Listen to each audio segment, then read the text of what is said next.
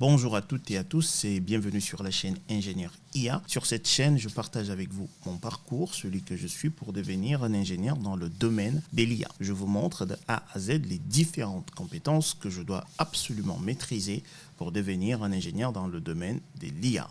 Donc, si c'est les thématiques qui vous parlent, vous vous abonnez, vous cliquez sur la cloche de notification et on fait le parcours ensemble. Sur la chaîne, vous avez des playlists sur l'ensemble des compétences qu'il faut absolument maîtriser. Dans cette vidéo, nous allons revenir rapidement sur un sujet que j'ai abordé avec vous lors de la première vidéo de cette playlist, à savoir les variables aléatoires. Une variable aléatoire est un concept fondamental souvent utilisé en machine learning, en deep learning et en data science.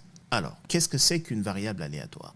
Une variable aléatoire peut être perçue comme une fonction qui attribue des valeurs issues de différents processus ou expériences. Par exemple, nous allons considérer l'équation suivante: y égale à 2x plus 1. Ok, très bien. Du coup, nous allons faire un petit tableau. Donc ici, on va mettre x, et ici, on va mettre y. Ici, on va mettre 0, 1, 2, non, 2, et 3, par exemple. Alors, il faut que ça soit bien fait. 3, ok. Donc, celui-là, on va l'effacer. Très bien. Donc, ici, on va faire en sorte que ça soit bien fait également. 1. OK. Si x vaut 0 ici, si x vaut 0 ici, du coup, y vaut 1. OK. Si x vaut 1 ici, y vaut 3. Si x vaut 2 ici, y vaut 5. Si x vaut 3 ici, y vaut 7. OK. Ici, x peut prendre différentes valeurs.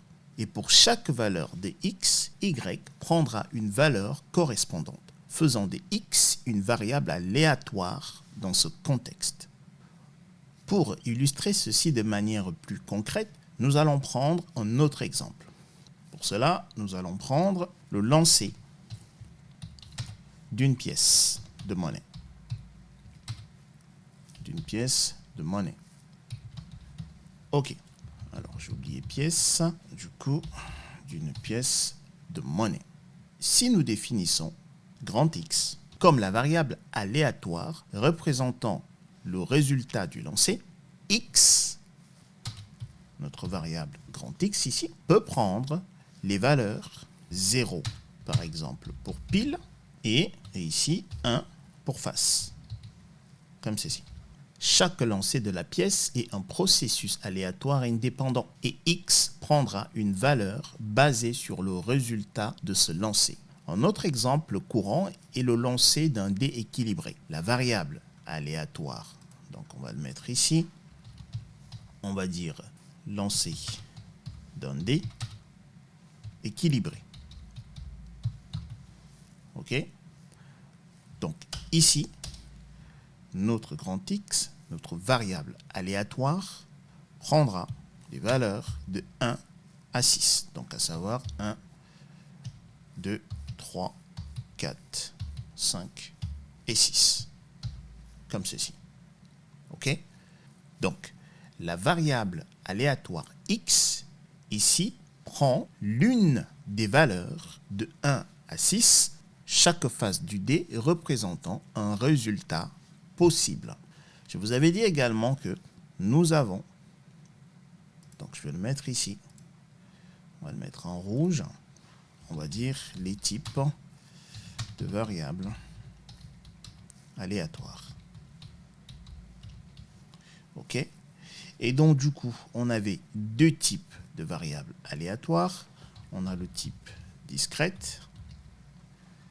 On va changer de couleur, on va le mettre en bleu. Et on a le type continu. OK, ça c'est les deux types de variables aléatoires. La variable aléatoire discrète, comme dans l'exemple du lancer de dés, où x peut prendre un nombre fini de valeurs distinctes, donc de 1 à 6 par exemple. Ça, c'est une variable aléatoire discrète. D'accord? X ici, dans le cadre du lancer de dés équilibré, X est une variable aléatoire discrète. Alors, en ce qui concerne les variables aléatoires continues, on peut prendre l'exemple de la quantité de pluie tombant en une journée. Donc, si on mesure cette pluie-là en pouces, notre variable peut prendre une infinité de valeurs possibles. OK. Alors, maintenant, voyons voir le calcul des variables aléatoires. OK. Donc ça, on va le mettre en rouge. OK. Pour calculer les valeurs que peut prendre une variable aléatoire, nous pouvons utiliser des fonctions de probabilité. Donc ici, si on dit, donc on va dire une variable aléatoire discrète. OK. Donc ici, on va la mettre en bleu. Et ici, on va mettre continu. OK. Donc, pour calculer les valeurs que peut prendre une variable aléatoire, nous pouvons utiliser des fonctions de probabilité. Pour les variables aléatoires discrètes, nous utilisons la fonction de masse de probabilité qui attribue une probabilité à chaque valeur possible de la variable. Donc ici, on va utiliser les fonctions de masse de probabilité. Pour les variables continues, nous utilisons la fonction de densité de probabilité qui nous donne la probabilité qu'une variable aléatoire se situe dans un intervalle spécifique. Donc ici, on va utiliser la densité de probabilité en ce qui concerne la variable aléatoire continue. Donc ici, on va utiliser la densité de probabilité. OK. Les variables aléatoires sont essentielles pour modéliser et comprendre des processus incertains en statistique. Elles nous permettent de formaliser le hasard et de calculer les probabilités d'événements complexes. Lorsque nous allons travailler sur les probabilités, nous approfondirons ces fonctions de probabilité associées aux variables aléatoires, discrètes et continues. OK, voici ce que je voulais partager avec vous dans cette vidéo. Dans la prochaine vidéo, nous continuons sur les statistiques. Portez-vous bien, je vous dis à la prochaine vidéo. Peace.